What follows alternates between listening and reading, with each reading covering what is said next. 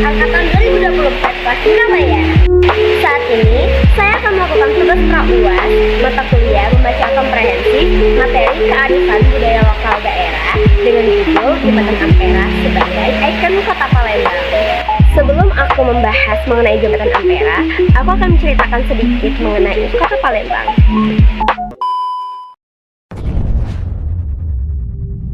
Kota Palembang merupakan ibu kota dari Provinsi Sumatera Selatan. Kota ini termasuk kota tertua di Indonesia. Hal ini tercatat pada prasasti Kedukan Bukit yang merupakan peninggalan sejarah dari Kerajaan Sriwijaya pada tahun 682 Masehi. Dalam Kamus Melayu, Palembang artinya tempat atau wilayah yang dipenuhi oleh perairan, yang dimana Pa sendiri berarti tempat atau kawasan, sedangkan lembang adalah daratan rendah yang dipenuhi oleh air. Di kota inilah dapat sebuah jembatan kokoh, megah, dan mewah yang dikenal dengan Jembatan Ampera. Jembatan Ampera menjadi simbol karakter dari kota Palembang.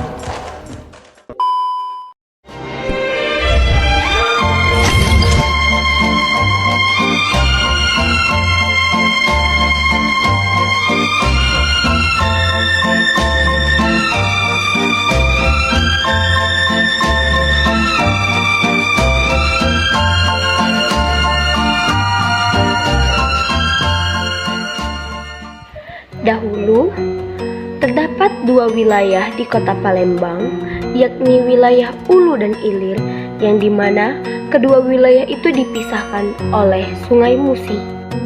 Sungai Musi merupakan sungai yang sangat luas terbentang di tengah-tengah kota Palembang.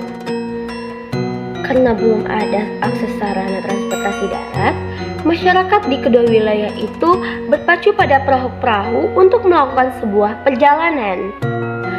Melihat masyarakat yang sulit untuk melakukan aktivitas, perjalanan, dan hal lain-lain, terciptalah sebuah ide untuk melakukan sebuah pembangunan jembatan yang melintasi Sungai Musi.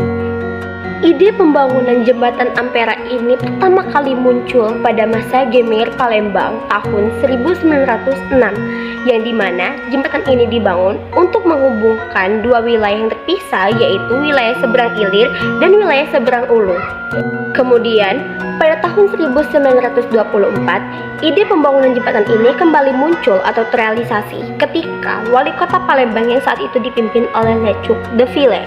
Pada masa penjajahan ini, wali kota Palembang sudah memikirkan sebuah ide untuk membangun sarana transportasi darat, yakni jembatan yang akan menghubungkan wilayah kawasan Ulu dan kawasan Ilir. Ini merupakan suatu tugas besar yang harus diwujudkan. Namun, agenda itu baru terlaksana setelah Indonesia merdeka. Nah, di sini wali kota Lecuk de Ville kepemimpinannya meluas hingga Belanda meninggalkan Indonesia. Pada tahun 1957, panitia mulai dibentuk untuk pembangunan jembatan tersebut yang terdiri dari Direktur Perang Kodim 4, Sriwijaya Sohar, dan Gubernur Sumsel H. Abastari, didampingi Wali Kota Palembang M. Ali Amin dan Indralaya. Diusulkan 3 lokasi untuk pembangunan jembatan di atas Sungai Musi ini. Yang pertama, jembatan Musi dibangun di Bendungan Ilir 16, Palembang, dan berlanjut melintasi Sungai Musi hingga kawasan Terminal 7 di Ulu. Kemudian opsi kedua, jembatan Ampera akan berlokasi di kawasan Danau Tangah, Takat. Kawasan Pelaju diusulkan oleh beberapa warga setempat dan membentang dari Ulu hingga Sungai Musi dan masih disebut kawasan Jalan Pusri atau Kalidoni. Lokasi ketiga, sebagian masyarakat menyarankan jembatan Musi ini berada di dekat desa Ulu Laut nomor 4, tepat di seberang Ilir di kawasan Pasar Sekana, sebagai garis lurus di sepanjang Jalan Temon di kawasan Ilir, Palembang. Di antara 3 pilihan tersebut, Soekarno menetapkan lokasi pembangunan jembatan Ampera ini pada pilihan pertama atau lokasi jembatan saat ini, yakni berada di 7 atau 10 Ulu sampai dengan kawasan di seberangnya yang telah ditetapkan dan disetujui. Jembatan Musi ini dibangun oleh seorang ahli asli dari Jepang yang benar-benar memiliki ahli dalam membangun jembatan di kawasan berisiko tinggi. Soekarno berharap jembatan ini dapat dipergunakan lebih dari 100 tahun lamanya.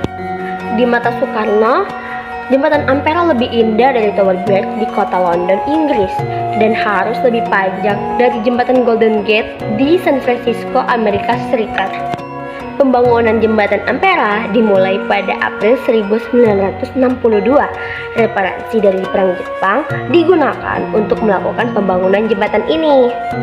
3 tahun lamanya hingga sampailah di mana peresmian jembatan Ampera, yakni pada tanggal 10 November 1965, namun tidak diresmikan langsung oleh Presiden Soekarno, melainkan digantikan oleh Brigjen Yazid Bustami yang saat itu merupakan Gubernur Provinsi Sumatera Selatan.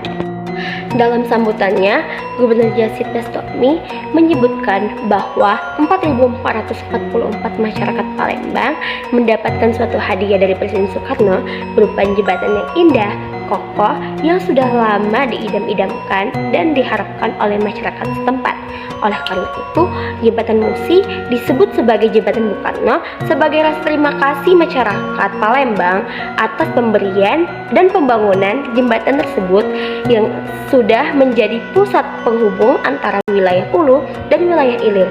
GR DPRD dan anggota Dewan juga sepakat menyebut jembatan itu sebagai jembatan Bung Karno. Pada masa Orde Baru, jembatan Bung Karno mengalami perubahan nama karena kedua sisi jembatan tersebut selalu menjadi tempat berkumpulnya para pelajar untuk mengungkapkan penderitaan rakyat.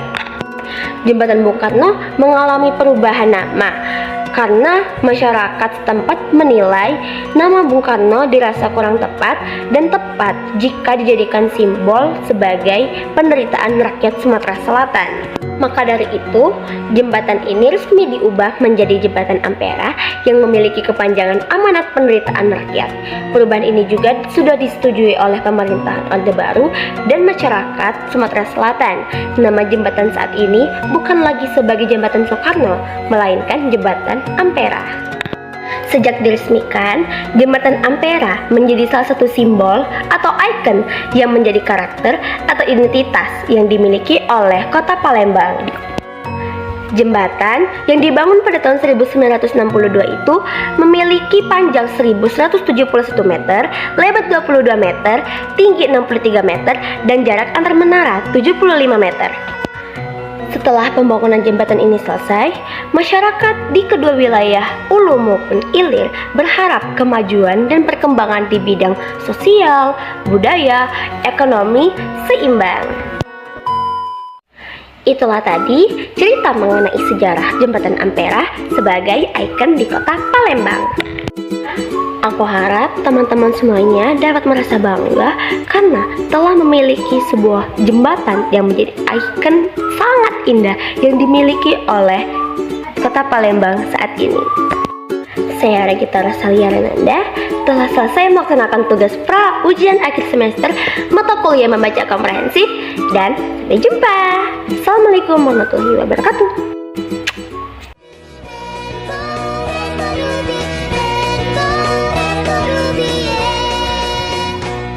Jangan lupa like, subscribe, comment, and share teman-teman. Bye-bye.